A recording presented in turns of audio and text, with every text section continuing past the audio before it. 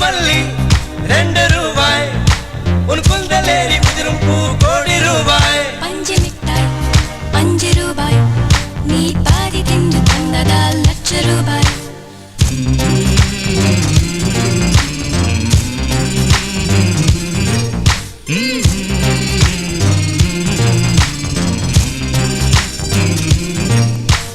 காதலிக்கும் பெண்ணின் கைகள் தொட்டு நீட்டினால் சின்ன தளறு கூட தங்கந்தானே